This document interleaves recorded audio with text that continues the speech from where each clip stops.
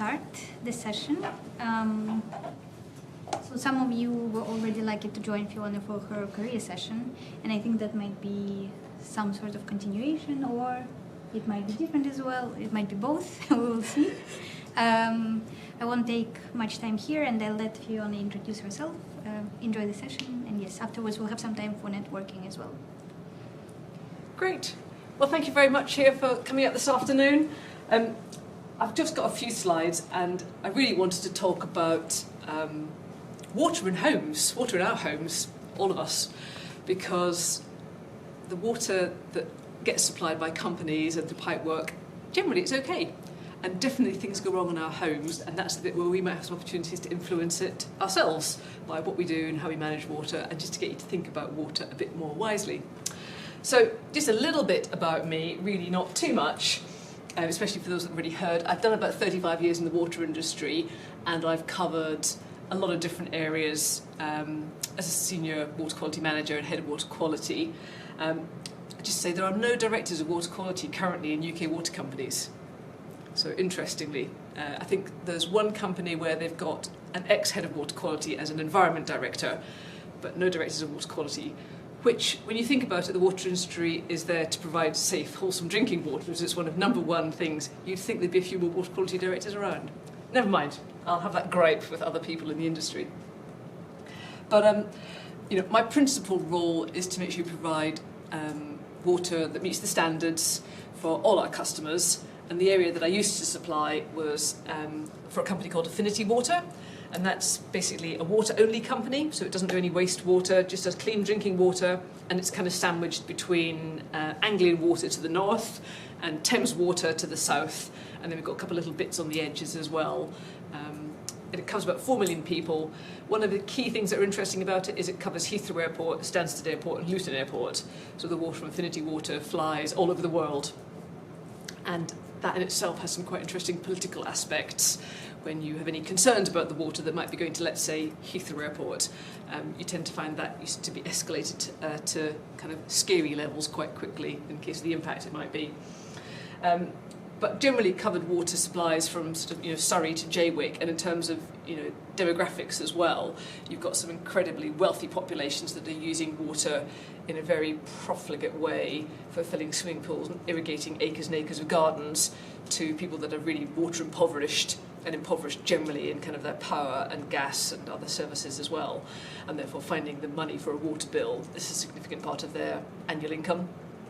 So the important thing is that water is safe at the point of use, safe in the context of what we know today. And one of the things is that standards are always changing, and so water that's safe now might not be considered safe in 50 years' time.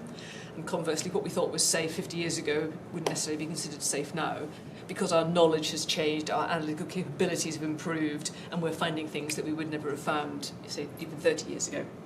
So that was kind of the premise of my role. I started in laboratories, but I really quickly got into operations in terms of water treatment, distribution networks, managing teams. I was particularly interested in internal fittings, which is why I want to talk today about plumbing inside houses as well, and a lot of work on the catchment aspects as well. As part of that, you then end up getting all these skills, and I was fortunate to become quite a senior leader in the organisation, be able to set the tone of the organisation in terms of what we should be doing, perceived by our stakeholders as a very reliable and committed series of scientists who could be trusted. That's hugely important. I'm a bit of a geek. I do love some data, so I'm not going to apologise for that. I think everyone needs a geek in their teams to look at the data. There has to be some completer finishes somewhere along the line, otherwise it's just bright new ideas all the time and no completion and follow-up. So that's important. Really important also is being independent. As a water quality person, you have to hold the line. You are the person that's making sure that customers drink wholesome water, and that's agnostic of cost or what the business is doing at the time, or a good story or a bad story or whatever. You are the person that's holding the line for water quality, and so you must be independent. You have to have a strong character to do it as well. So you can't be you can't be influenced by somebody because they say, oh, Fiona, it'd be nice if that didn't work, or nice if that result came out earlier. It's like, no, it's going to come out at 6 o'clock, and then I'll tell you what to do next. I'm not going to bring anything forward because that could compromise the result. So there's that, and curiosity, but it's sometimes being pragmatic, because you are dealing in real life situations. So yesterday it was a bit cold and snowy, and a lot of people were not being outside if they could avoid it. But if you're working on a wastewater burst or a clean water burst, you've got people in your company or in your teams who are out on site, ankle deep in water, freezing, and still got to do a good job. So you have to be pragmatic. And you say to them things like, actually, I'd like 15 samples taken from these places and these places. You might have to compromise sometimes and kind of go, actually, but 5 will be enough. And so you have to understand that. You need to kind of, sometimes you have to work without all the data sets that you would like, but enough data to give you a safe solution, a safe answer. So that's kind of, I suppose, my background. I put a little sheep on here because I'm also a farmer and I look after sheep. So I've got about 100 sheep and I've got a few hives as well. So when I wasn't working full-time at Affinity Water, I was looking after sheep and bees and things like that. Now I get more time for that. That's really exciting. I can talk to you about those as well and bore you rigid about sheep as well for the next 20 minutes if you'd rather. Whoops. Sorry. So the next slide I just want to show you is about basically at the world level. So you've probably seen these stats before, but these are the UN Sustainability Development Goals, SDGs, and you've probably... Has anyone not seen them? That's probably the easiest way to ask. Everyone's seen them. Great. So 6.1 is the one for water, but actually water underpins lots of these things. You can't have good health and well-being if you haven't got wholesome water or safe water. You can't go and get quality education if half your day is spent collecting water. And so I just really think that whilst water is a single SDG, it's involved in a lot more of them as well, so it's really key. And more than that as well, we're now looking at kind of a One Health concept. So it's not just about water for humans, it's water for animals and for the environment as well. You know, there's a definite rise in zoonotic illnesses where you're getting transference of water, of parasites and things from animals to humans, so you want healthy animals, and if that means safe water for them as well, that's important, and the environment too. And so it's really a multi-sectoral and trans or disciplinary approach has to be taken to all these things on water now. If you're just really siloed and thinking this is just water here, then you're really missing a trick. We did quite a lot of work about well-being and open water swimming a few years ago. So after COVID, there was a lot of people wanting to do open water swimming. But actually, if the quality in the river is so poor, then people can't go swimming because that's not safe. And so you need to understand all these things, and they are all linked together. You shouldn't be working on one in isolation of everything else. And then, just to kind of carry on from that, this is the kind of the target that's been set by the standard, the SDG, is that by 2030 achieve universal and equitable access to water. Sorry, just make it slightly bit bigger. And at the moment, there's about 2.2 billion people who still don't have access to clean drinking water, safe drinking water, which is a huge number of people. Absolutely incredible. And I think the more worrying thing for me is that the progress towards the Sustainability Development Goal has been so poor that even by 2030, unless there's a significant change in investment around the world, by 2030 there'll still be 1.6 billion people that don't have access to drinking water, which is just phenomenal. 2030. So many years we've been working on this and we haven't really got there yet. I read an article just yesterday actually from the Global Commission on the Economics of Water, which is a group that's been set up I think by the OECD, and they had another stat which I just put on the slides just to sort of say this. They've got 5 missions in their in their journal, and mission 5 was to ensure that no child dies from unsafe water by 2030, and that was a goal. I mean, that just feels such a pessimistic outcome, if I'm honest. And the other thing about the SDG is that it's a really low bar. It doesn't even say that it's really, great quality water. It just says free from fecal pathogens, so the things that actually we know make you sick from fecal contamination, and priority chemicals. We had a little conversation earlier about PFAS. That is not a priority chemical. So it's just saying we don't care about things like that. We just want some basic chemicals. Maybe some lower levels of arsenic and cyanide might be a nice starter. I mean, it's such a low bar. And you think as a global society, it's not very challenging. So I say anyone that's here that's got the opportunity to go out and influence that, please do, because it's just, I don't know, it feels like we're making some real decisions here which are really going to affect other people for a very, very long time. So when you then come back to the UK, so I kind of had a bit of a pessimistic view on world water, and that's not to say there aren't some good bits, but just the bad bits are shockingly awful. In the UK, we're in a pretty good position. So I don't know if anyone's heard of or seen before the Yale Environmental Performance Index. Is that something anyone's come across before? No? So they kind of basically get stats from all around the world for all different types of environmental performance data, whether that's on air, water, pollution, land management, all these type of things. And they rank all the countries, except for water, based on something called the DALY, which is the Disability Adjusted Life Years. And this is basically a stat that's used by the World Health Organization to identify quality of water in countries. And basically it's saying that it's not, when it says daily and things, it's about the lack of good health as well. So it's not about actually dying or anything as awful as that. It could just be poor health. So that might be you've contracted cholera or typhoid or some other waterborne disease, cryptosporidiosis, or just fecal bacteria that have made you sick. So it's looking at that, and it's basically the number of life years per person in the year that could be impacted. And in the UK, as you can see down here, there's nothing. We're still at 100 in terms of life years. So although there's been outbreaks of illness periodically, and obviously this summer there was an outbreak in Devon of cryptosporidiosis, which would have impacted health, but that had been for like 3 to 4 weeks for about 300 people, tops, and therefore that would probably, the stats won't make too much difference in terms of where this is going.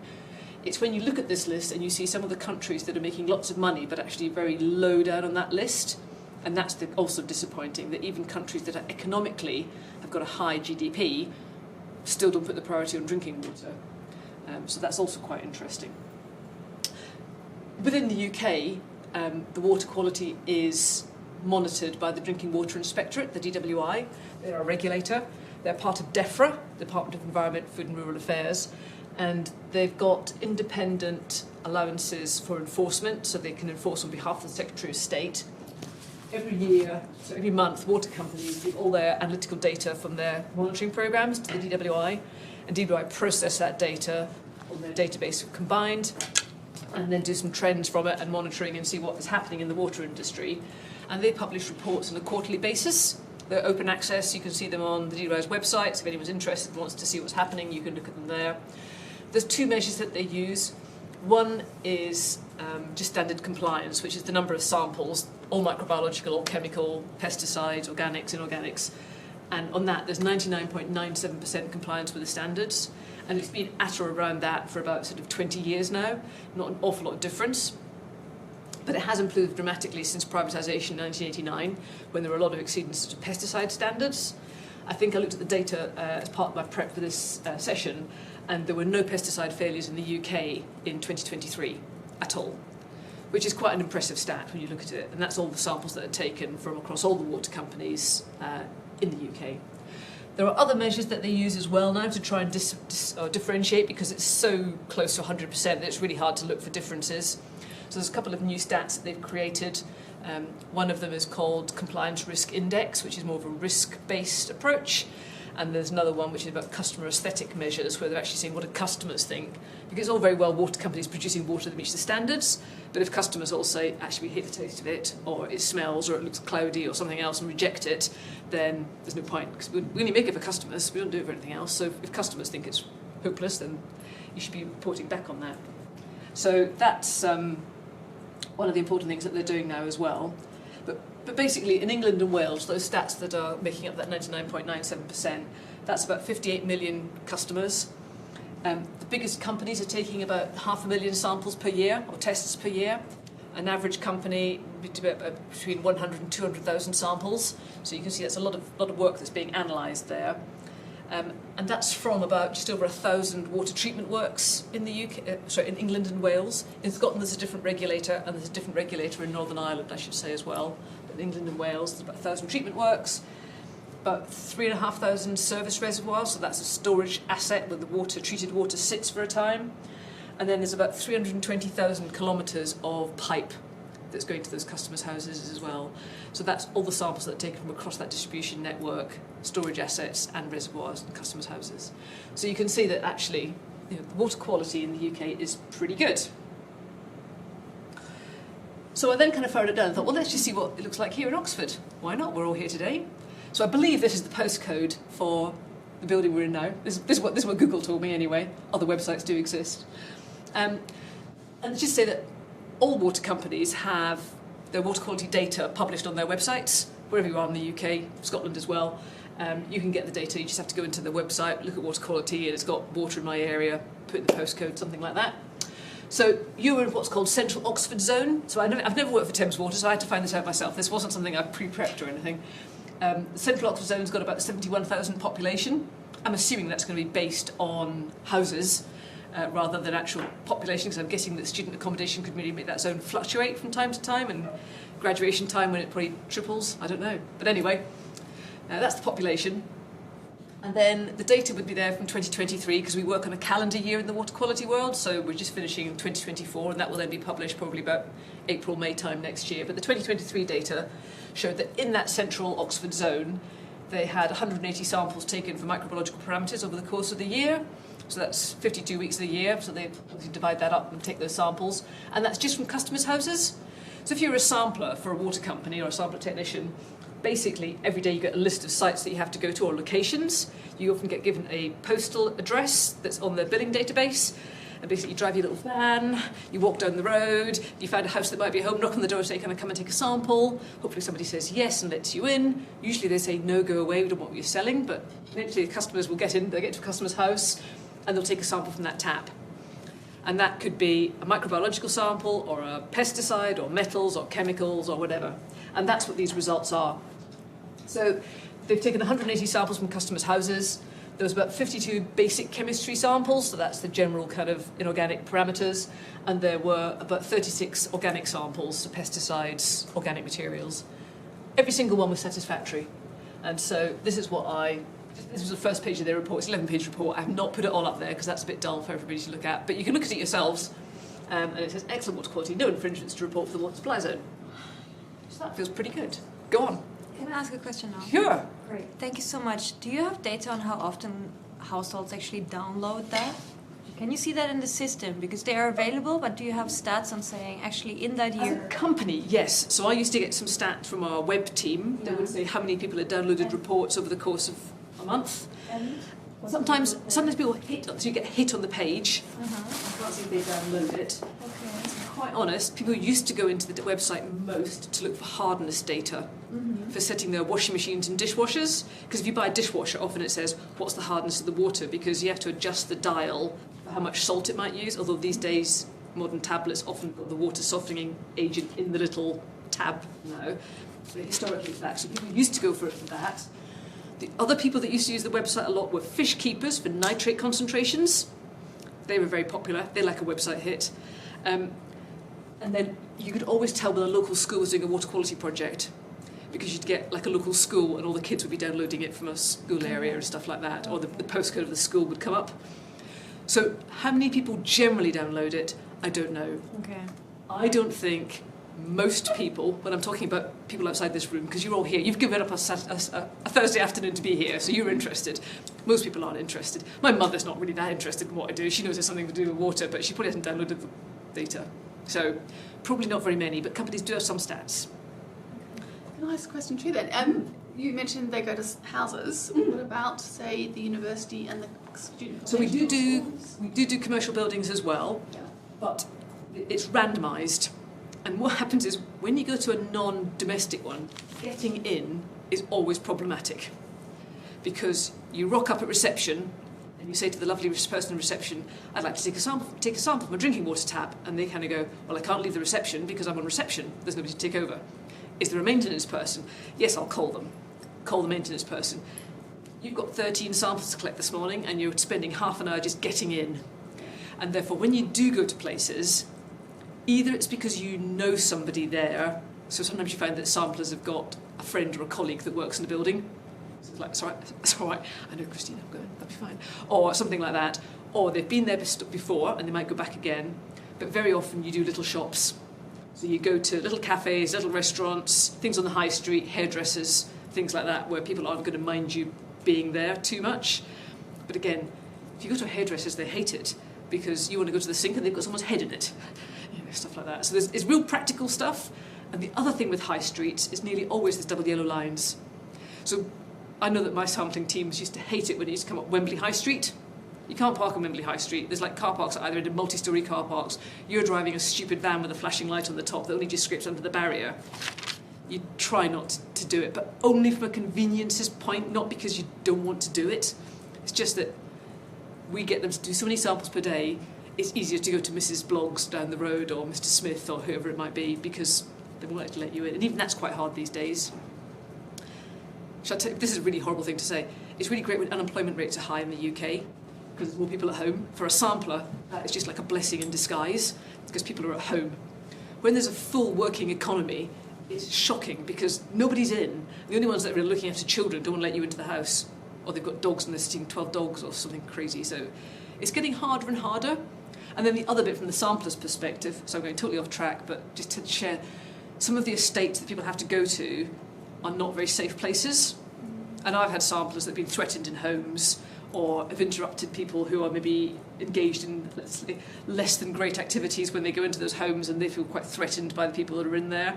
And actually on those things, people want to go in pairs. And then you've got that whole dilemma because you can't turn up with a pair of people on your mother's doorstep because she's not going to let them in either. So it's getting harder and harder to get into homes. But we still do it. So those samples we talked about, they will have come from homes, generally. If anyone ever knocks on your door from the water company, ask to check their ID card and please let them in. They'll be very grateful. Correct me if I'm wrong, but so that you choosing households to go sample out, right? Is that not introduce bias into the system? So the postcode is randomly selected from the billing address, but the postcode could cover 10 or 12 houses. So if I give you a postcode of, let's say, OX13QY, you could come to this building, but you could go to a building on the other side of the road because I have the same postal sector. So there's bias in that aspect, so you go to the easiest one to get into, but the actual randomisation of the addresses is fine because it just comes off the billing database. So each billing postcode is an equal opportunity of being selected each week. And what happens is we run what's called logs and labels, that's the technical word, logs and labels each week, so it generates it and it says, next week we're going to Central Oxford Zone and it'll pick out this postcode. And the next time you go there, which might be 2 days later, it'll pick out a different postcode. As long as that postcode's in the billing database, it's fine. So the way that it could happen is that if you've got a brand new estate of houses being built and moved into in the course of a year, that data might not get into the from the billing database into the sample manager database that year. So it might be a delayed process on that. But to be fair, new estates generally have got samples taken as part of the commissioning process, so you would check it in any case. Is that all right? But yes, all that's because the other thing is that DWI get all our data and they plot it themselves on their own GIS. We plot it on our GIS, they plot it on their GIS. And if they see clustering around certain areas, they'll ask why. So you occasionally get it when people go to their homes to pick up a sample, which once a year might be all right, but if you get 2 or 3, then that's not all right. And so you can see this clustering, and they'll follow that up as well. So there are eyes and ears everywhere looking at clustering and randomness of sampling points. So hopefully that reassures you the water in Oxford is lovely. Now, I could do quite a lot on water treatment, but there's probably not that relevant. I think probably most of you know a little bit about water treatment, so I was just going to sort of ask, do you know how the water gets from here, the River Thames, to here, a drinking water tap? Have we done water treatment? Does anyone want to know about water treatment? Because I can do a kind of a high-level bit. High-level bit? Right, okay. So, you get your water here from Farmer reservoirs. That covers the Oxford area, and I think you're going there later on in the year. And that in turn gets its water from the River Thames. So the River Thames, what's on it? You've got boats, you've got fish, you've got sticks, leaves, you've got maybe people swimming in it at some point, you've got swans, all this kind of stuff, all falling into the River Thames. And you can't drink that, obviously. Fuel on it from the boats. So you take it into Farmer Reservoir, which are big open reservoirs, and it will sit there for a little while. And when it sits there, some of the heavier bits and the big bits will drop out. You've probably got some screens which hopefully take out the big bits, takes out the shopping trolleys and the logs and the bodies of the rats that might be floating down the river. It'll take them out. And you'll have got hopefully water that's just sort of stood there in these reservoirs. And hopefully it's been abstracted at a time when the water quality in the river was okay. Now, has anyone been here in a winter period or after really heavy flooding? You're shaking you're nodding your head. So what colour does the river go after heavy flooding? No, I've not been here. So it goes dark brown, because all the mud from all the fields further up the catchment runs off the fields into the river. So the river goes from being a kind of a greeny, can I call it blue? A greenish colour. Some colour. We'll let someone use some artistic license of what the colour is. So a brown, muddy colour. So you don't want to abstract water into farm moor when it's brown and muddy. You want it to abstract it when it's more bluey-greeny, let's call it like that. And so they'll do this abstraction management to manage that, and hopefully means that the water that's in the storage reservoirs, which are the open storage reservoirs, is better quality than what's in the river at the time. So that's the first step. And you might find that you then need to do some treatment on that. Well, obviously you will need to do some treatment. And so the first bit is, so you've got some biggish bits, let's see some soil particles and maybe some leaves and some other like organic material, and I'd call them the big bits. And then you've got some little bits of dissolved minerals, inorganics, organic materials. What do you think's easier to remove? Big bits or little bits first? Big, exactly. So you want to take out your sediments and your soil particles and things like that first. And you generally do that through a process called coagulation. And basically, a little particle will sink very gradually. If you get like a mixture of mud and some water and you swirl it around, the biggest bits will sink first and the little bits will be left floating. But eventually, they'll all settle out. So if you just, this is a little experiment, put some mud in a glass, mix it up and see what happens. But you'll see that eventually the little bits settle out. But it takes ages. So what you can do, and some of that's happening when it's in the storage reservoir, but when you're getting into your treatment works, you want to make that happen a bit quicker. So what you do is you get the little bits and you stick them together with a coagulant. Naturally, they will repel one another because they've often got a similar sort of negative charge. Imagine like magnets, the north poles kind of keep flipping apart from one another.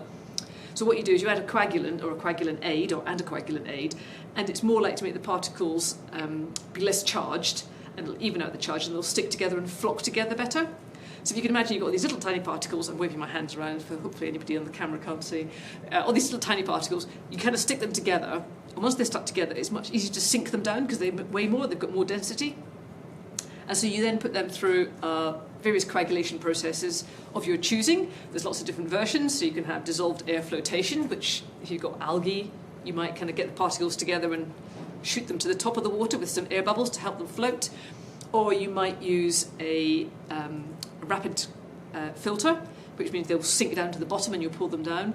Or you might have a hopper bottom, which is where it kind of floats and you get like a sludgy layer. So you put the water in at the bottom with all the bits, and it pushes the water up and it forms a little sort of layer of, let's say, muddy bits, and they kind of get decanted off in the middle of the hopper and get taken to waste, so that you get the clearer water going to the next stage. So that's stage one of your treatment process. Remove the biggest bits, flocky bits, coagulation. And the next stage you want to do is then filtration. So you want to remove any of the rest of the coagulant and any of the next stage bits. And that's very often used with what's called a rapid gravity filter. That's just one type. There are tons of them out there, and I'm not going to do a whole water treatment because this isn't a water treatment course. But it's just about removing the next set of particles through filters. And those filters are generally sand, anthracite, gravel mixtures. And the water comes in the bottom, in the top, and you push it down and it will filter out through the bottom. And it's basically just like any filter. It's really simple. Like all filters, it'll get clogged up because it doesn't, filters will block. And so every now and then you have to pump air back up through the filter. It mobilises that bed of sand and anthracite and gravel, and it will wash all the dirty water off. That'll go to waste, and then you put it back down into forward flow again, let it all settle down, it'll calm down, and once it's got back to a good quality water, you can then put it back forward into the treatment stream again. And that's happening all the time, and so that's all being monitored remotely by telemetry these days, and people will just look at the beds to make sure they're mobilising properly and that they're cleaning up and they're getting good quality water afterwards. So we've now kind of taken out most of the organic material, the small bits, and the particles, we've taken them out. And the next thing you want to try and remove some of the dissolved elements, so pesticides, some of the chemicals, any other pollutants that you might have. And very often that can be done through something called granular activated carbon. The most popular place to see granular activated carbon is in a brighter filter. Has anyone seen one of those jug filters that you can buy and put on the side of the sink? A little kind of clear plastic jug. Ever broken the filter open? Yeah. Excellent. There's a scientist in the room, I love it. So yes, if you break them open, they're full of little resin beads, which remove some of the hardness, and little black bits of carbon, which are activated carbon. I think my stat of the day is a gram of carbon has, imagine a little gram of carbon, has a surface area of about 4,000 square metres. It's full of little pores. And so what happens is all those pesticides and things get stuck in the pores, and they'll stay there. And so that means that they're taken out of the water. So what the water goes on to the next stage of treatment, have you removed all your organic material? And they're great for things like your endocrine disruptors, your pesticides, herbicides, insecticides. They'll all be removed from it. It removes taste and odours. It's great stuff, carbon, but it is expensive. We had a conversation earlier. It's not very good on the old carbon footprint, activated carbon. It all comes at the moment from China, pretty much. So it's shipped all the way around the world. You have to have coal when you've dug out the ground. Obviously, it's and then transported, and it's activated, so you've got to kind of heat it up as well. So there's a lot of power goes into generating it, and it can last anywhere between 2 years and 10 years, depending on how contaminated the water is that you're putting onto it. And once it's full and exhausted, you need to take it away and regenerate it, and then bring it back again. So it's quite complex. So we're kind of there. We're almost at drinking water quality. What haven't we removed yet? Any ideas? We haven't done very much with bacteria or viruses. That'd be a good idea to take them out, I think. Hands up, anyone that wants to remove bacteria out of their water. So the final sort of stages are getting on to disinfection, where we kill the bacteria and viruses. We can usually do that through a couple of main ways.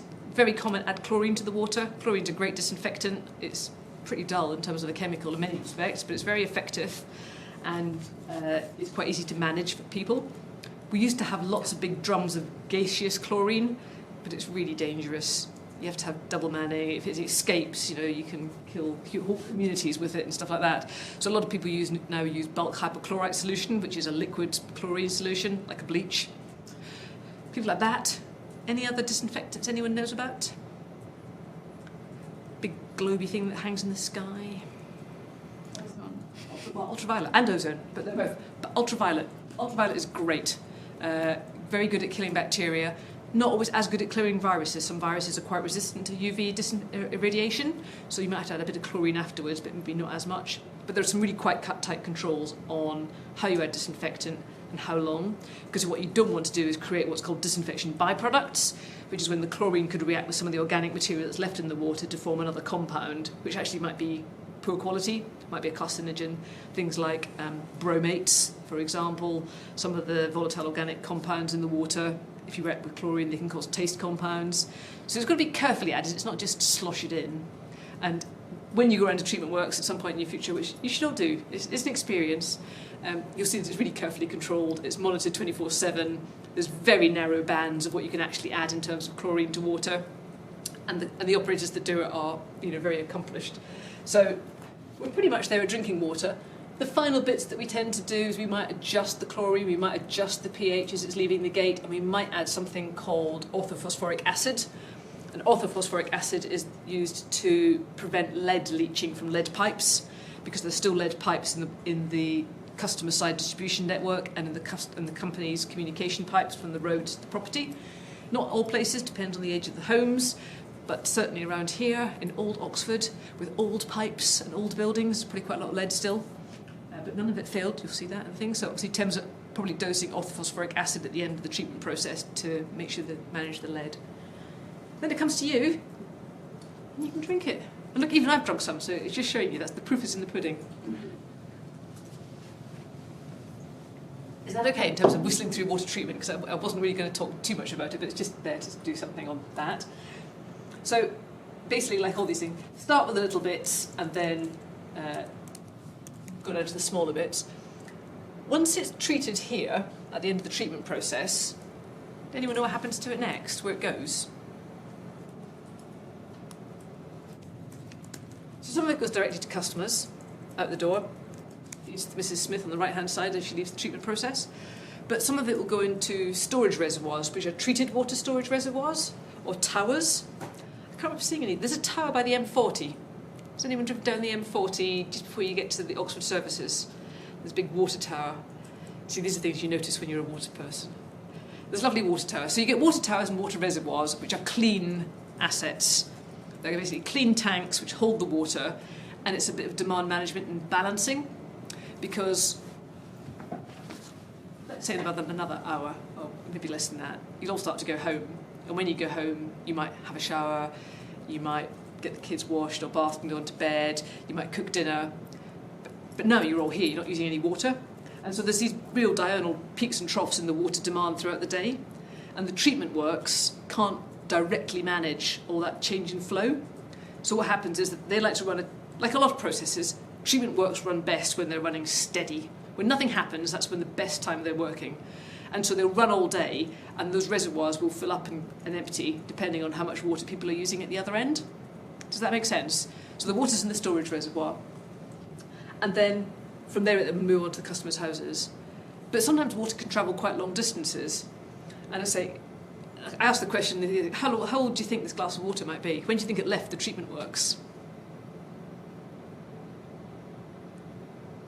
It could be anywhere between this morning, could have been 12 hours ago that it was in the reservoir and it's now at my tap, or it could have been 2 weeks ago. I don't know what the supply system is to Oxford and how it operates, so I can't tell you. But I do know that I would have water that could travel 100 kilometres before it got to customers. So that's kind of quite interesting in itself, just how old is water? And bearing in mind it's a food product, what's in your fridge that's 2 weeks old at the moment? Have a little think. Cheese. Yeah, exactly. That's going to lead me on to some nice questions in a minute, hopefully. But just have a little think about things like that. No. I said that we added chlorine to water, and that's there to make sure we kill harmful bacteria. Water is not sterile. I think that's really important for people to remember. And so in the pipes, I try to explain it in terms of like stomachs. I think it's Tim Spector does lots of work on the Zoe thing about food and guts and the biome in your gut. And a pipe's a little bit like that. It's got its own biome. We call that a biofilm in water pipes. And so this is just a drawing I did. It's nothing technical at all, and it's definitely not to scale, okay? But this is just to give an example. This is the direction of water flow through a pipe, and this is the pipe wall. And pipe walls at a microscopic level are not smooth, especially if it's a cast iron pipe. They could be very, very rough. If ever you're walking through your local village or town or wherever you live, and you happen to see the water company at work on a burst main, have a look inside and ask them if they've got a cutout of the pipe to see what the water quality of the pipe looks like. I haven't got any samples with me today because it's a bit heavy to lug along. But you get a cast iron pipe like this, the annulus inside might be only maybe 2 or 3 inches wide because there's so much rust on the inside of the pipe because it's been in the ground for 150 years potentially. So it has rusted up. So the volume in the middle is just this little tiny bit that you can look through. But it's not usually quite as bad as that. But on a microscopic level, there's all these little troughs and pits. And all the things that are in the water, which aren't harmful bacteria, they're just part of the biome, can live in these little bits. And normally the change in flow and the way that they're sort of sitting there, they're kind of pretty harmless really, they don't cause any problems. But you can let them get out of control. And I was thinking, a similar sort of way is that sometimes you take antibiotics if you're ill for something, and your stomach really plays up afterwards because you basically destroyed all the lovely healthy bacteria in your stomach. And often people say, oh, drink some of those probiotic dinks. These are things you always hear people say, hey, take a Yakult, you'll be fine afterwards. Things like that. And it's to re-establish that healthy kind of system in your gut. Well, the same sort of thing happens here. That's not a scientific observation, okay? So that's just my example of how to reflect it back on things. Because if I said that in a room of biofilm experts, they'd kind of shoot me down, okay? So this is just kind of an analogy, really. But that's what we're sort of talking about. And any changes in flow, so a burst water main that changes in flow, or adding a different chlorinating agent, or increasing the amount of chlorine in the water, that can all upset this biofilm, as can lack of flow. So when the water stagnates, all these little bits can just multiply a bit more of this extracellular polymeric substances, they can all expand a bit, and so the water quality is changing, and so you're basically getting a bit more of an environment for other things to proliferate. And that includes things like acanthamoeba. Anyone here with contact lenses? So you've all been told not to wash your contact lenses in drinking water, yes? And it's because you get things like acanthamoeba, which can form in biofilms in pipework. And then if you put them on your lenses, obviously the acanthamoeba, that's when you get the infections in your eye, which I think is one of the reasons not to use it, which is why you use sterile saline solution, because it is sterile and your tap water isn't. So, just to relate that back. Now, I just wanted to remember that was the big, so that's what water is like. Not sterile, but not harmful inside a pipe. So, this is a couple of pictures of fridges. So this is the one from the Good Housekeeping magazine, Mary Berry's fridge, let's say, something like that. This is a first-year student fridge. Somewhere. Obviously not in Oxford, much nicer there, somewhere. But all this food came from the same supermarket, potentially. And what the difference is how it's stored and how it's looked after. And that's what makes the difference between, let's say, good water, less lovely water. Okay? So it all starts off coming from the treatment works or the reservoir, fine. And we showed that because the samples of the analysis that we took from the Oxford area for the Thames water showed that the water was fine. But it doesn't mean that once inside a house, things don't go wrong. And that's the bit I wanted to kind of talk about really today. So I've kind of taken a little while to get there, but hopefully that's enough background to kind of show you where I'm coming from. And so, going back to our storage things, where do you store water? So let's just say this is a house or a flat that you might have lived in. Do anyone recognise a picture like that first one? It's a black tank, cold water storage system. Any idea why I, as a water quality person, might find that a bit disturbing to see? You might think not covered. It's got a cover on it. That's a very good observation. Thank you. So it's not insulated. So there's no insulation, so it's probably getting nice and warm. It's in a roof. I mean, it's quite cold now, but in summer it could be approaching 30 plus degrees. It's got a pipe above the top which is discharging something back into that tank, and yet that tank's probably going to be used for bathing. So what's discharging into it? Is it coming from an over pressurisation from a hot water cylinder which might have some other material in it as well? Who knows? One thing that was quite good about it is it has got the inlet at one end, because it's got that pipe at the end, which I think is going off the pipe at the beginning seems to be feeding behind that tank. So I'm assuming that the inlet's at that end and the outlet's at that end. So that's better, so you've got some turnover. So it's coming in high level at one end and going out low level at the other, so you're getting a bit of turnover in the tank. And it's got some isolating valve on the outlet as well, so I can turn the valves off, which is always quite a good thing. But horrible, because it's got no lid on it, pretty much. And I suppose I've challenged my questions. Who here goes away on lovely long holidays? What's the longest anyone's been on holiday for? Away from their home? 3 weeks? 4 weeks? 5 weeks? I'm still seeing some nods. What do you think the water might be like in that tank in summer after 5 weeks of sitting there? When you come back home, what do you do about it? Just jump in the shower? You're using that for brushing your teeth, for showering, anything that's off the cold water system? Just having a think, just not to scare you at all, but just thinking about these things. This one here, do you know what that is? Quite often seen in flats. In the airing cupboard, because there's not much room and there's not a tank in the roof, it's a little immersion heater, and it's got a bit of cold water storage at the top and hot water underneath, so that's where your hot water comes from. I'm going to make a pretty good assumption that there's been no maintenance ever done on that tank, because there's no way that's coming out and there's nobody who's going in that, unless they've got little imps that can magic their way into the top of it to get it apart and to investigate it. That's fit and forget. So what's in that? Who knows? And even this is just a copper pipe, but it's going to have that biofilm inside it, like I showed you on the bigger pipe picture earlier. So again, after 6 weeks of being away, what do you think might have grown in that over that period of time? Have you ever thought? Have you ever wondered? What else could be in that biofilm? I've typed was Canthamoeba, Legionella, Mycobacteria. Who knows? Could be exciting, couldn't it? So I wonder what we're going to get. So that's where we store water. And this is kind of the basic what happens in a house. You've either got a direct or an indirect system, but often you've got mains water that comes in from the street, which is lovely and cold, comes to your kitchen tap, and it might go to all the other cold water outlets in your home. But it might also go into one of those black tanks in the roof and sit in the blank tank in the roof and eventually be used for your shower and everything else. You could also have a point of use system, some filters. So anyone got a filter under the kitchen sink plumbed in? I've had a few brighter filter conversations, but has anyone got anything under the... No? Or one of those lovely big American fridges, double doors, little widget on the front for ice to come out of. What's sat in there? How much ice do you use at the moment? What's happening inside that? Because it might be all right in the ice where it's chilled, but it's got a pipe coming from your mains water pipe that's probably going under your kitchen sink somewhere at room temperature, just sat there for most of the winter, unless you're using ice a lot, I don't know. Just conversations. Have you got a rainwater harvesting system in your house? How do you know that it's not connected to your plumbing water system? Because have you seen it since its inception? Have you got into the back of every cupboard to check what's in there and what it's like? And then, actually, in the plumbing, what materials are you using? Are they insulated? Have they been leaked? Have they leaked? Have been repaired? And who repaired them and with what? It's still legal to use lead solder on hot water plumbing systems. There are plenty of cases that have been identified through case studies where people have used lead solder on drinking water systems and introduced really high concentrations of lead into the drinking water through poor plumbing practices. All these sort of things are risks that are out there. And then the other thing is the actual fittings that we've got, like the taps that we use in our homes. These ones on this side are all the things that you see on tap adverts.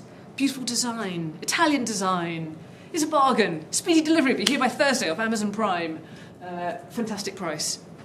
They don't often say, it's an approved fitting, it's been certified, we've had testing for microbiological and chemical leachates, we've had metals testing on it. These things are not words that you often hear in a tap manufacturer's rhetoric. But I'd be interested, personally, because I want to know that my water, that lovely Thames water supplied, hasn't been contaminated by anything else on the way in.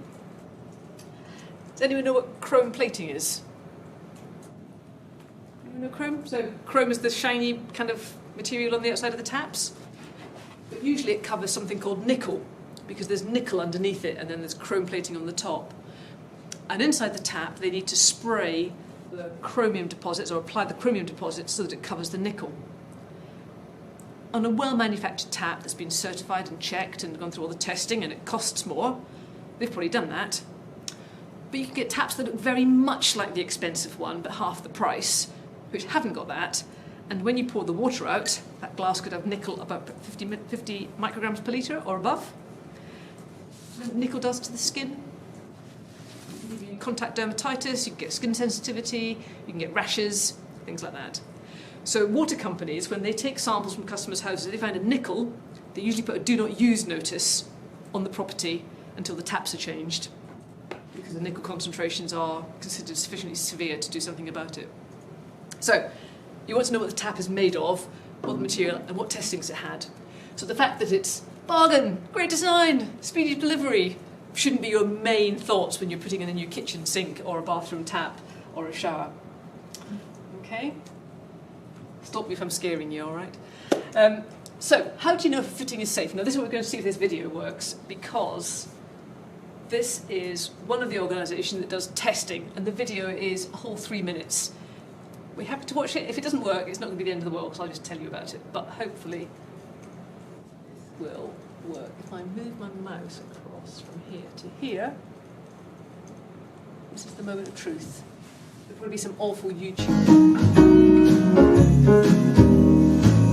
Santa, won't you listen to me? I got a feeling that you just might agree. You know I haven't been good.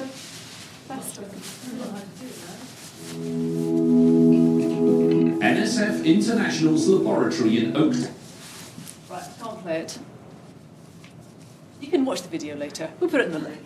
There's a lab in Oakdale in Wales, and they do testing of materials and taps, both for the actual performance. So there's a magazine called Which in the UK, which is all about, they do lots of tests. So it's like, on the mattress test, they'll have a like, if you sit on off this chair or this mattress for 100 times, it never goes saggy. They do this kind of thing with taps. They'll do a little machine that turns a tap on and off like 1,000 times or 10,000 times to make sure it's effective. But they'll also do this testing against what's called British Standard 6920, don't worry about the number, which is basically a test which says, does this material or fitting allow microbacterial growth? So does it have chemicals in it that are actually a substrate for bacteria to grow on? Does it promote it? And they take a little bit of coupon from the material, put it in a solution, check for bacterial growth. And they do exactly the same with taste and odour as well. They've got a panel of people who do taste and odour testing, a bit like tea drinkers or wine drinkers or anything like that, and they sit and they taste and they drink water to make sure there's no odour or taste.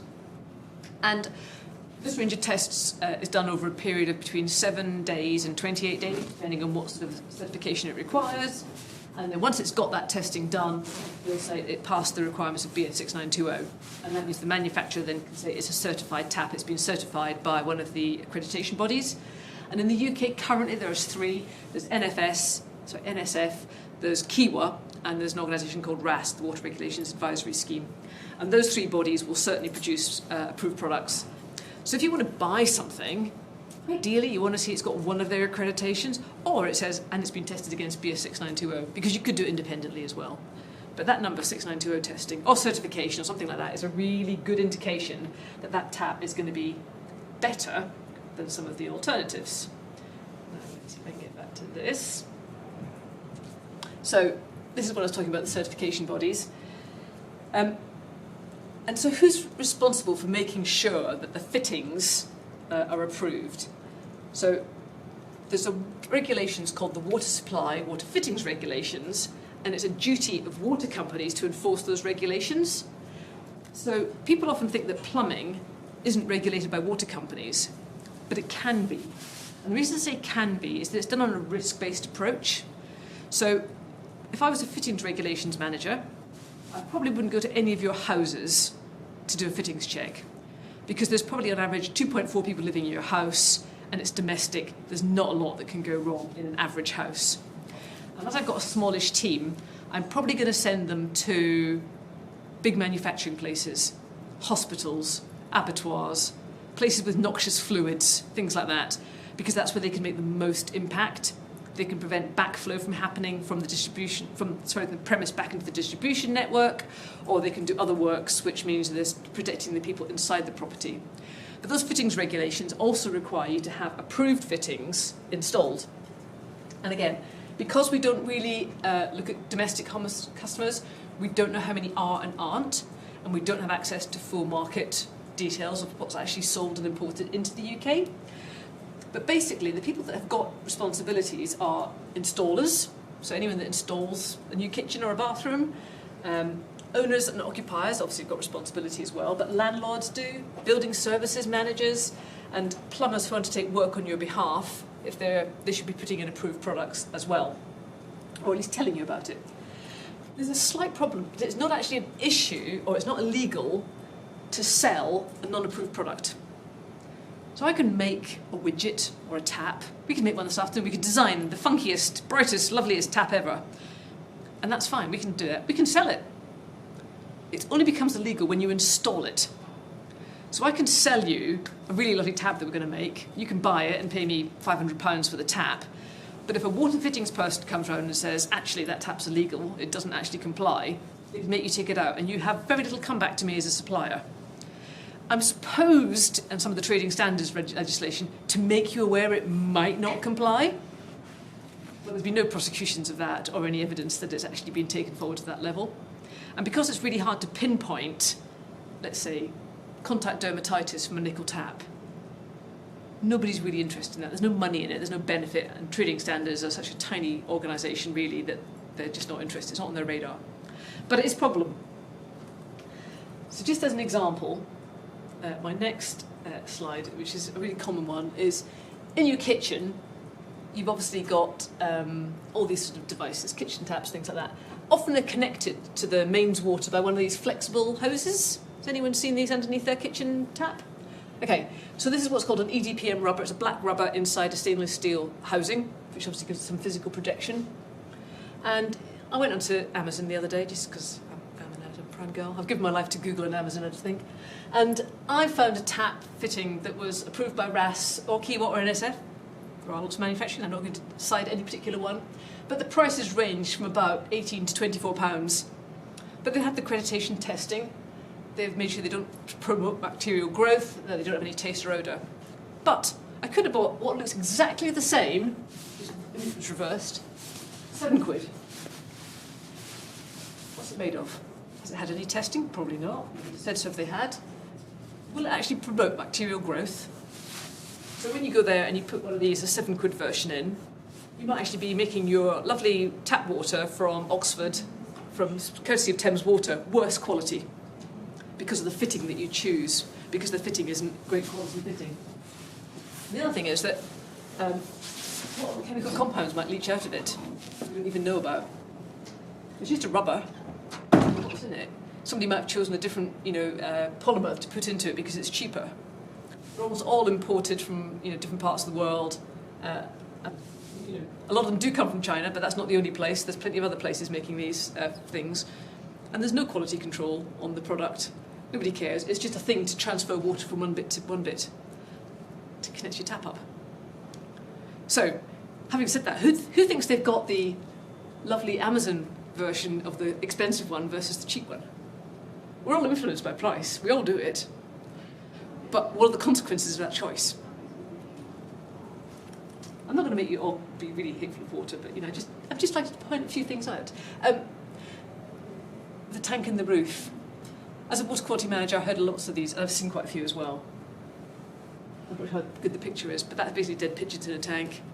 In the southeast of England, anyone heard of a thing called a glisglis? Anyone heard of glisglis? So this is like a little kind of edible dormice. It's like a really cute little squirrel. They're very, very sweet. Released by the Rothschilds as a cute animal that the UK ought to have. But the Romans used to eat them originally as little. They used to keep them a thing called a glyceria, which is where you keep your little dormouse to eat later on.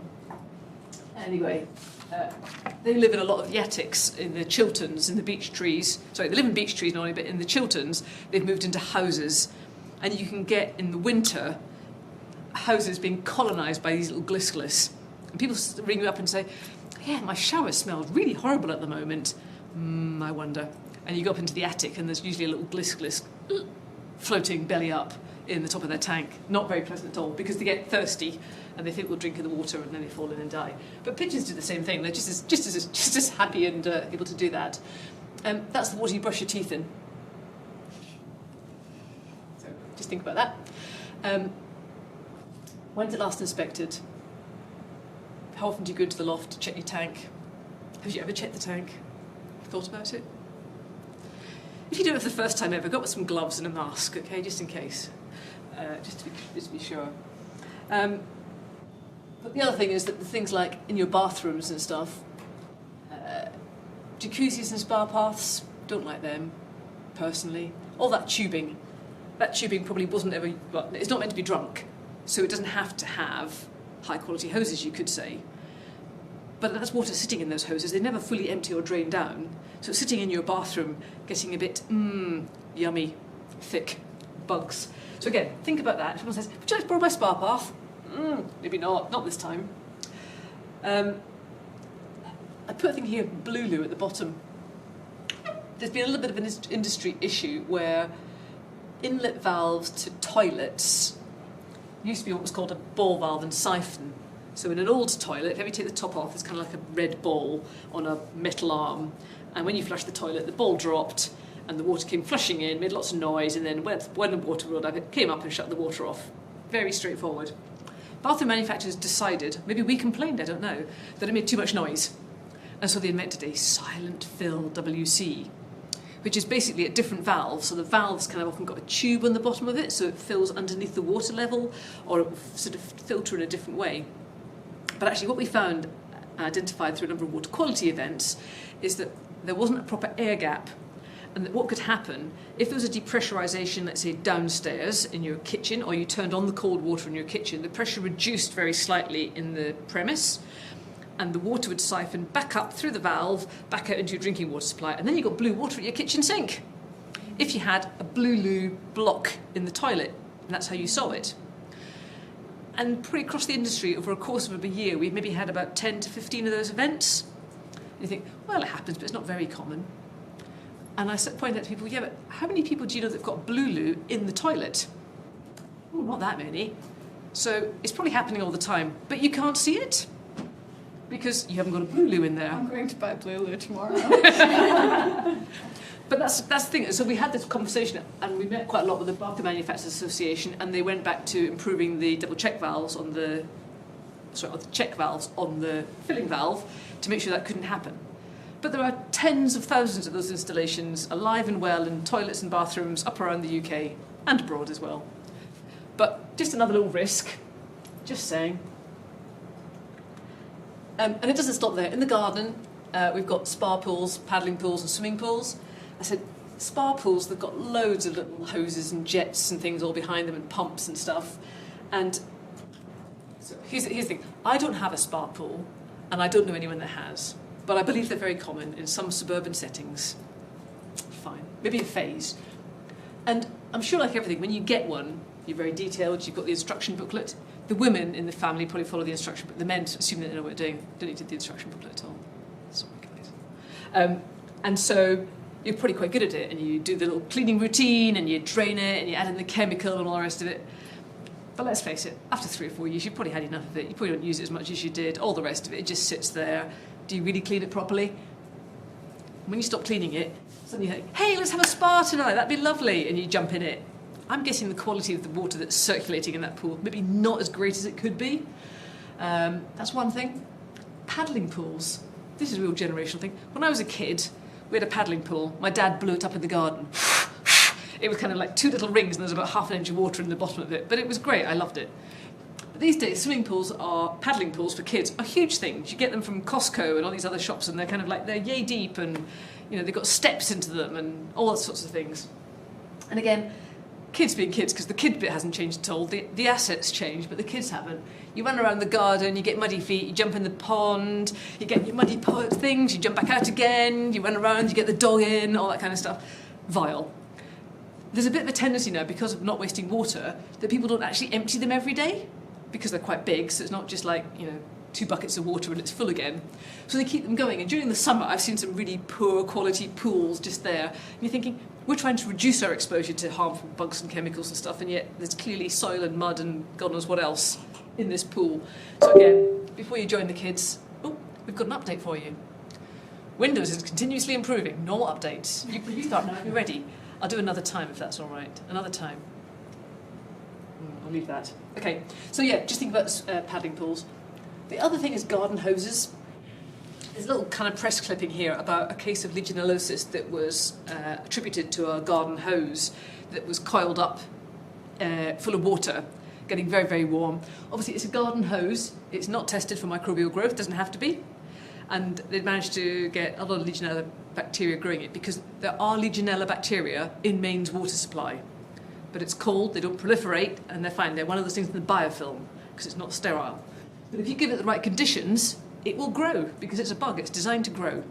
And so coiled up in a little hose with lots of substrate is probably a very nice place to grow for your bacteria.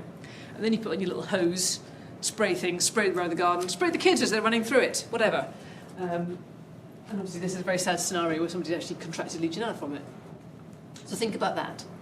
We haven't got enough time really to sort of... what time do you want me to finish, sorry?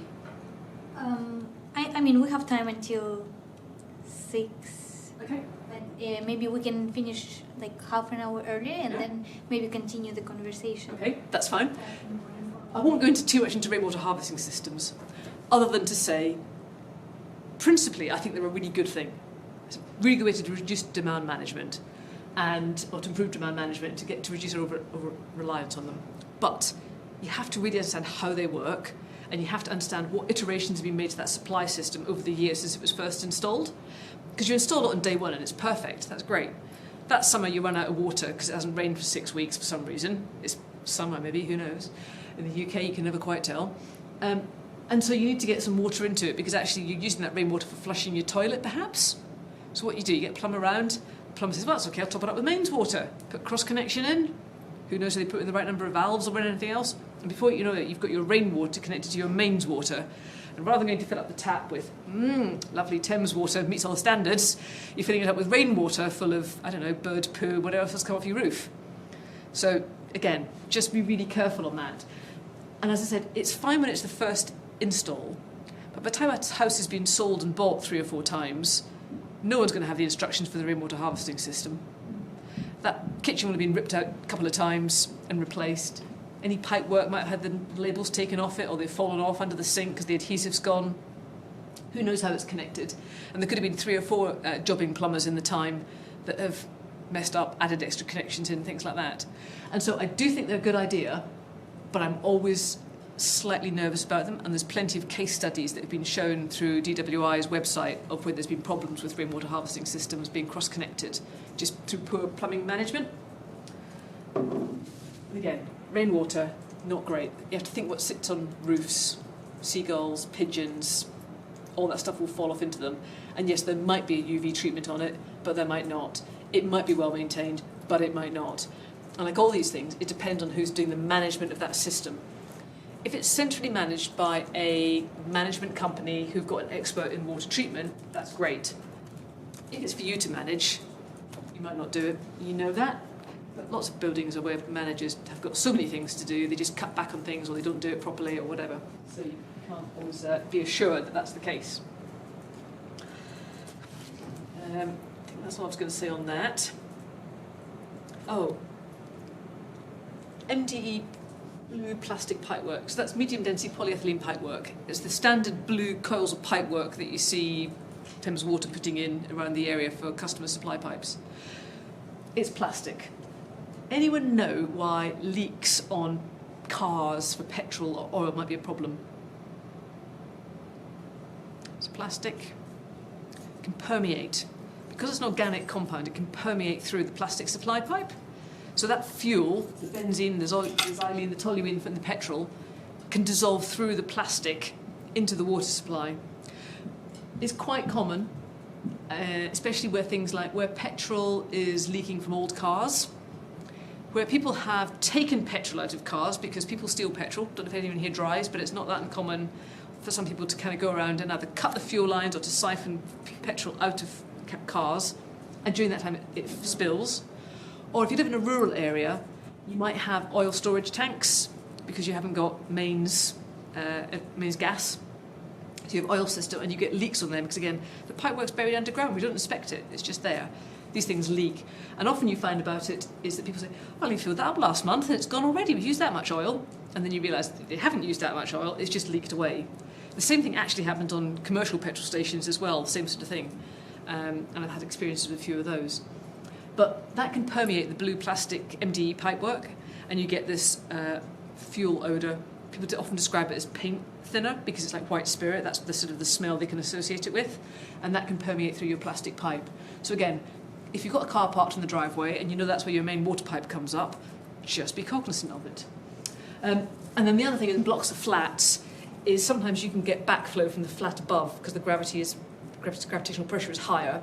And if you've got problems with backflow and cross connections, what's in one flat can suddenly be in your flat as well, potentially through the pipework system, because often the pipework just goes straight up from one to the other.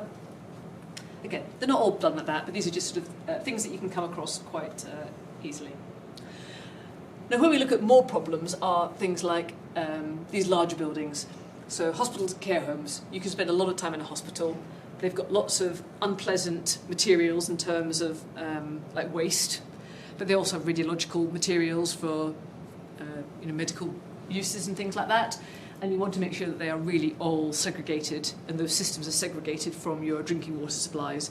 And often they sit on their own unique systems, so they're not interconnected, or they've got a physical air gap between the drinking water supply and the supply that they're using. Obviously laboratories as well. Some research laboratories have got some particularly unpleasant things going on in them, and you don't want those chemicals to mix back with your drinking water supply, obviously. Leisure centres. I put this in because I personally have an aversion to leisure centres or hotels with spa pools. So it goes back to my earlier spa pool conversation. And then you have to add in strangers, hygiene and stuff. So personally, you won't see me in any of them. But feel free the next spa day you have. Really quite vile. And things like the numbers of pseudomonads recovered from spa pools and things. And Pseudomonas is just a bacteria that can really infect wounds, so it can be quite nasty. If you've got wounds or if you've got sores and things like that, Pseudomonas can it can really negate recovery of that wound and stuff like that. Has anyone had swimmer's ear? Anyone do open water swimming? Sometimes you get a thing called swimmer's ear, especially from swimming pools as well, and that's a Pseudomonad infection. So they're nasty little things. And so they influence wound healing as well. So yeah, you won't see me anywhere near a leisure centre spa pool, just saying. I don't care, just too much. There's sharing and there's oversharing, and that comes into the oversharing category as far as I'm concerned of bodily fluids. Other things, university and educational buildings. We're here today. the water tastes lovely. I'm sure it's absolutely fine. But who's maintaining that system? Who's checking the tanks in the roof? Who's checking that we've got right cross connections? When the plumbers come in to do work, are they installing compliant materials in the building? You can follow this up later. These are just questions. This isn't a question I'm telling you anything. I'm just sharing lots of things to ask.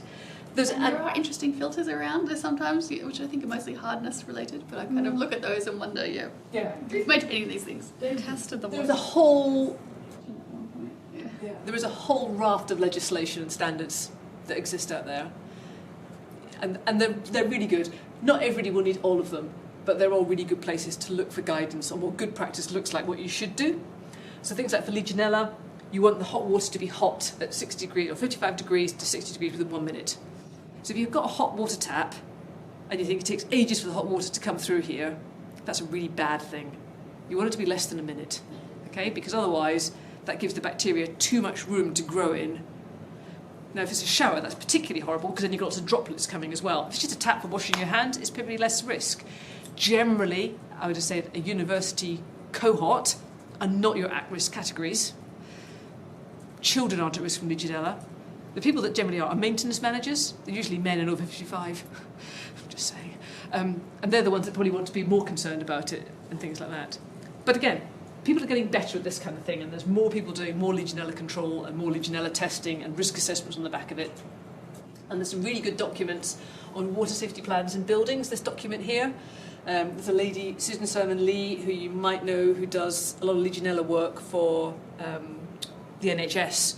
And so she's been involved very heavily in drinking water safety plans for that. She's a fascinating character as well. If you want to speak, she's great. Definitely would recommend her. Very amusing. And can tell you lots of horror stories. You think I'm bad. She's even worse. Can I ask you a question? Of course you can. Yeah, please interrupt. Yeah, you were explaining before that you do water testing like in a household and you select the house to test. Do you also do the same in a large building? You can do. So But you probably wouldn't do Legionella. So is it done specifically for the large buildings vis-a-vis the household? So it's mostly households, but when you go to buildings like these, you probably wouldn't look for Legionella or Pseudomonas. You'd only be looking for coliforms and E. coli bacteria, generally, because that's all the regulations require you to ask. But that's only part of what's in the pipe, potentially.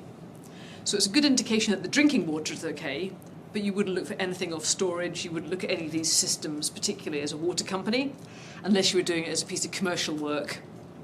That's probably the long and short of it. And there's plenty of companies that do commercial work for systems like this. So Rentokil's a really big company. You used to think about mice catching in the UK or rat catching, but they do lots of work on plumbing systems as well. So they'll come in and they'll look after the whole internal system because they're so big and complex. Heathrow Airport is like a small village, and a water company will not go around and look at all that. So Heathrow Airport actually has contracts for each of the different terminals in order to make sure that they're satisfactory, and they'll do all this kind of testing on them because there's so many water outlets and uses of water in an airport, from washing down the planes with glycol during frosty periods to filling up your jug in the reception and the departures lounge. And so they'll have lots of different people doing that sort of work, but it won't be the water company. Does that answer your question?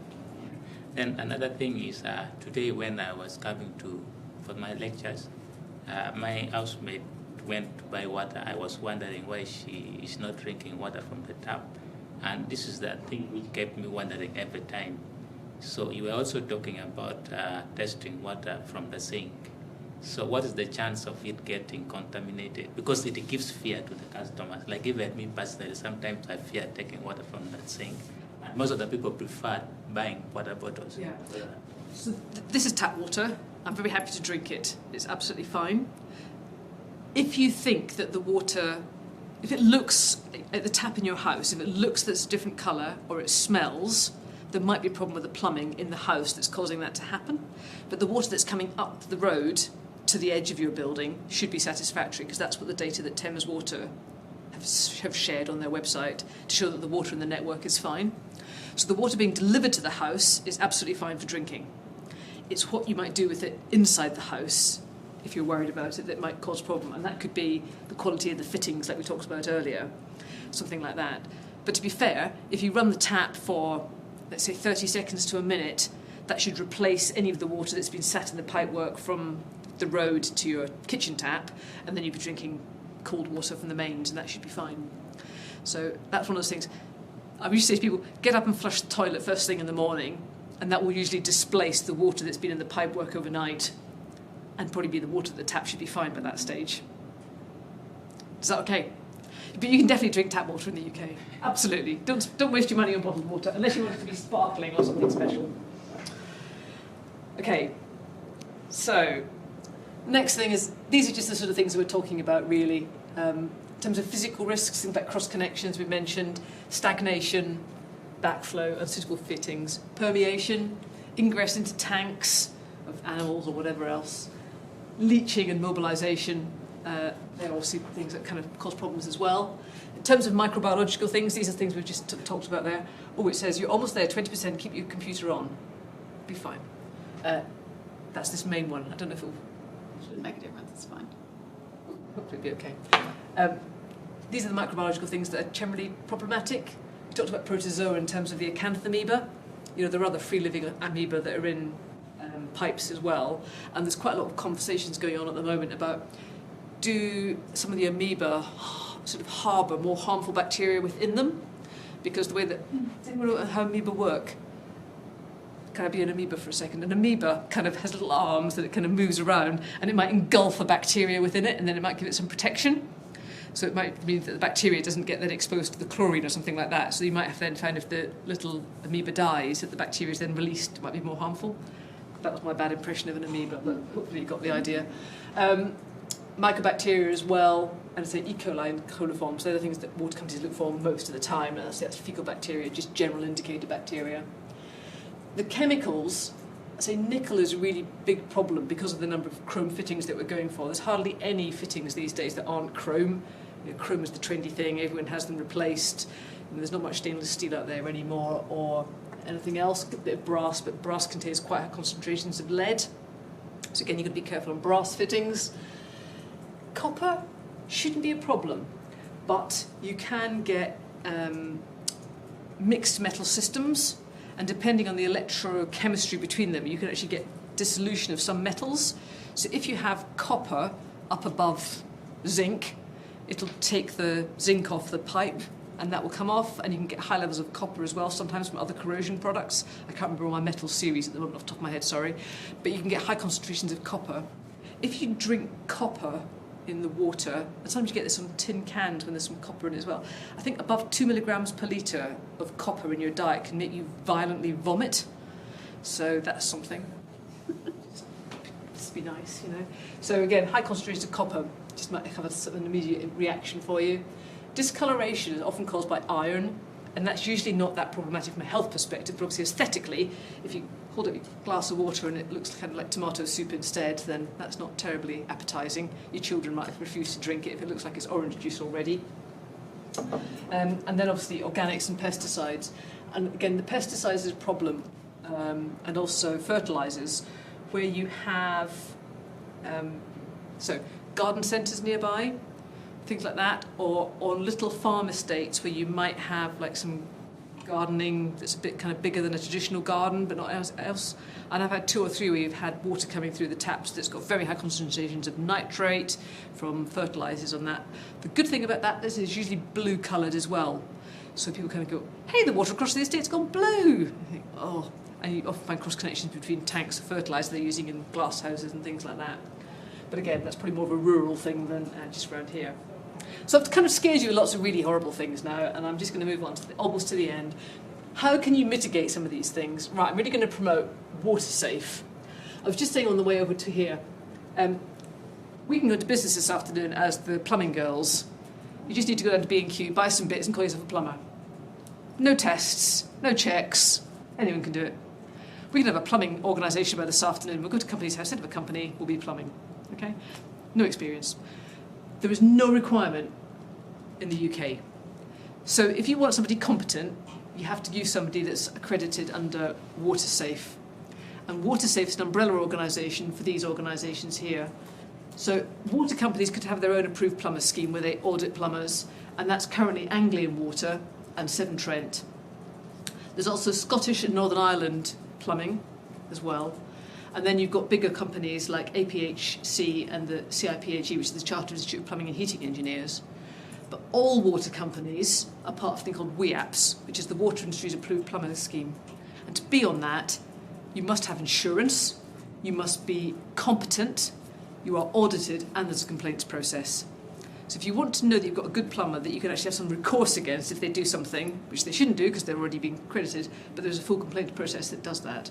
And so if you see that somebody says, I'm a water-safe plumber, I would highly recommend using them. You see gas safe all the time. And if you work on gas systems, you have to be gas safe.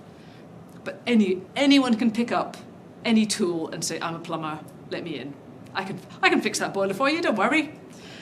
So if you want something to make sure you don't have anything of these horror stories installed, water-safe plumbers will definitely be helpful. And the other thing is that, don't worry. I've kind of made some worrying things this afternoon, and I'm sorry for that. But really, don't worry. Drinking water in the UK is excellent. It is really high quality. You don't need to be drinking bottled water to be safe. Against the current standards, the water is absolutely fine. You have a choice on what compliant fittings you buy or don't buy. You can go to Amazon and buy the £7 version, or you can go to Amazon and buy the £24 version. That's your choice, and you've got something about it. But probably before today, you never even knew that was an option. So hopefully that's learned a little bit on that. Use an approved plumber. And if you've got concerns, check your water company's website to start with. You know, we all put stuff on there. We put on the analysis, we put on loads of customer contact stuff. The Drinking Water Inspectorate also has information for customers, so that they can also point out what things are. So you want an independent thing. If you think, I don't trust my water company, go to the DWR's website. They've got the same types of information. And finally, what does a slightly neurotic water quality manager do when they're out and about? So, has anyone seen the refill app for filling up your bottled water when you're out? So there's a little app made by a company called City to Sea who put a little logo on to say you can fill up your bottled water here. I use it, but I only go to places that are popular, and I want them to have a food rating of 4 or 5. Okay? Everyone sees the food rating on a restaurant? Don't go for eating 2s and 3s. That's all I'm going to tell you now, okay? If you really want to be very healthy. So I use fill my bottle up at high throughput places, so they've got good turnover of water in their property, on their premises, and I want them to be 4 or 5 because they've had some food hygiene training and they might actually not put their fingers on top of my bottle when they take it away. If they can fill it in front of me, even better. I hate it when they take it into the back room somewhere. Blah. If you go to a hotel and you're not quite sure on the occupancy rate of the hotel, beginning of the season, midway through, outside school holidays, when you get in there, run the shower on super hot for 10 minutes or get somebody else to go in first. You want no Legionella in that water. Someone you don't love, presumably. Somebody you don't love. Somebody you've got a bit of a gripe against. I hope you get Legionellosis. Do that. If you're at home or away, look in the kettle. That's always a good answer to see what actually might be in the water, because metals will precipitate out when you boil water. And if you've got one of those white little plastic kettles, you'll see it's either black or blue or green inside it. Gives you an idea of what metals there might be in it. Just saying. So look in the kettle. Air pots and stations. If there's a filling point, does it look like it's clean and well maintained? If the end looks really grubby, if there's a bit of chewing gum left in a drinking water fountain or something like that, just go away. Just do something else. Go and buy a bottle in that instance. Because if it hasn't been maintained well, just don't use it. And the same with drinking water fountains. If there's an outside drinking water fountain, don't. Just walk by. Turn the other cheek. If it's inside, again, check if it looks clean. I mean, I used to do quite a lot of work in schools, and the drinking water fountain hadn't been used for 6 months easy. And you turn it on and it's warm, tepid and blah, full of copper and everything else. Because kids don't use them because they don't want to. So just use your common sense. Drinking water taps, look at the end of the tap. How gunky does it look? Does it look nice and clean? You know, at the end of the tap in the kitchen, you've got a little kind of like flow straightener or a flow device that fits on the end. Every now and then, just for me, take it off, shake it up, drop in a bit of bleach for 5 minutes, screw it back in again. That would be lovely, because I'm not sure how much they're tested often for bacterial growth, and sometimes they look vile. Do that. Choose compliant fittings. And really, just as a bit of a default, just flush your drinking water tap, just for 30 seconds. That's all I'm asking, preferably, just before you fill up your glass. And then you'll be fine. And that's what I would do. So Other than that, but I would still drink the water. So I just want to leave you with that thought. Despite all the things I've talked about today, still drink the water. And I think that was all I had to tell you today. It was. Thank you. I've rolled through the water in your home. So I guess just coming back to some of those conclusions, I guess, is what is the scale of the issue and what's being done? I mean, there's been a lot of work from the US which is looking at some of those rural water supplies where people are choosing these cheap parts which are contaminating their water supplies, and the health risks associated with that, and then of course the inequalities that are perpetuated through that because of the difference in education and affordability of these different ones. Yep. I mean, in the UK or England, what do you see as the key issues around this? So I think we don't collect the stats to say what the issues really are. You see that water companies understand how many customer contacts they get every year. And the thing that always makes me slightly laugh is that when I started in the water industry, I had like 2 little A4 lever arch folders of customer contacts in a year, maybe. That was it, there was nothing. And now you can get that in a month. And the water... Complaints. This is a... Complaints, yeah. And the water's only got better in all that time. Because, it started off, we had lots of failures of pesticides and metals and things like that, and now we don't get any of that. And the water coming to the customer's tap meets all the standards, but we get more and more contacts. And it's because most of them are taste and odour associated, generally. I'm not sure we see that many health issues being generated by poor fittings, actively. I'm not saying they don't happen, but you don't know about them. But the number of taste and odours, people do come to you. And it's things like, has anyone had TCP, tasting water, in boiled water? Tea or coffee that tastes slightly TCP-ish? No? I'm very sensitive to it because I've looked for it for so long. But it's caused by the water that sits... So you've got your washing machine or your dishwasher, and you've got a blue flexible hose that goes under the kitchen to the washing machine, and it gets to the washing machine, and there's a check valve in the washing machine that stops the soapy bit coming back out into that pipe. But that pipe is not a water pipe. It's just a pressure-related pipe, pressure-tested. So when the chlorine in the water sits in that pipe, it reacts with the plasticizer and it causes this TCP-type product to form, which is trichlorophenol. It's a phenol product from the plastics. And when you turn on your cold kitchen tap, sometimes the flow and the pressure sucks water back out from that blue flexible hose into your drinking water supply. And it makes the water taste unpleasant. And customers ring about that. Notably, why wouldn't they? It's just, you boil up a tea or coffee and it just tastes of TCP. It's not pleasant. And then you tell them what it is, and they will either put in a check valve to stop the water flowing back, or they'll change the blue flexible hose to a white vending hose machine. So if you look at a vending machine, they've all got white hoses because they are food-grade material hoses.